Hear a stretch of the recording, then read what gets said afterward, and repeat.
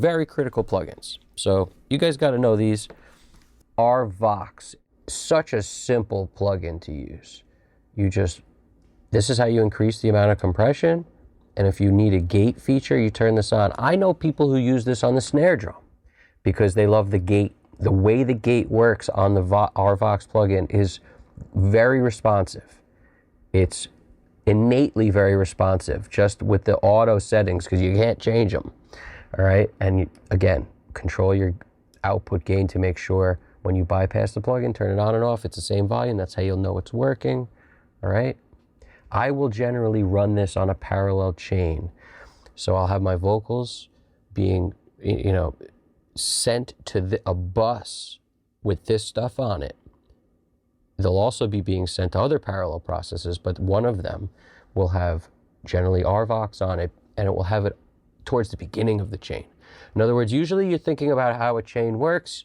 Typical chain would be like EQ, compression, limiting, right? And then in the middle, you could have more stuff or whatever. But EQ, compression, limiter to make sure you're not, clipping final stage of the like after compression is limiting. I usually run most of my effects on buses.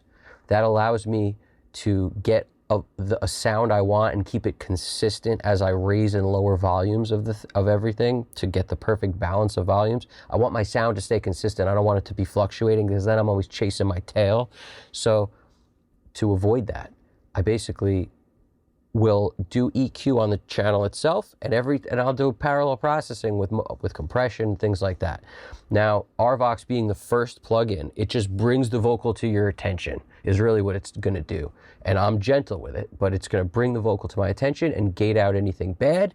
And then it's also, afterwards, I could put other things, whatever I want. When it comes to compression, I'm also a fan of the emulations, but it's important to sort of understand what they're doing because you can recreate and you can fix problems if you use like an R-comp because you can dial in the attack and release setting. And R-comp will give you the option of having either an 1176 sound or the opto sound of an LA2A. So let me show you what that looks like. R-comp is, again, one of the go-to plugins for everybody, literally. This is one of these things, you're going to pull it up at some point on a mix because it gives you more flexibility than a lot of other compressors.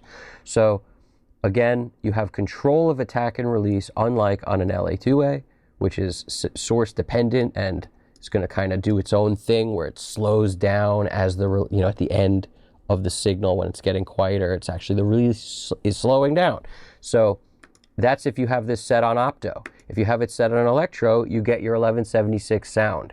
So this amazing compressor gives you a 1176 on electro or LA2A on opto. So got to get the Renaissance series just to be able to have this. Now, in addition, I was going to say the LA2A and the 1176, you can't go wrong. Just having those and getting familiar with what it feels like to mess with them and what the meters look like is going to make you better at what you're doing. So I do think using those compressors is also great. So like the LA2A and the 1176 and the LA3A, the CLA3A is great too. So any of those from Waves are relatively cheap. They'll get you started. At this point, I think it's, I use those or I'll use the UA versions. They're both the same. Like they both sound great, all right? Some people will say one's better than the other.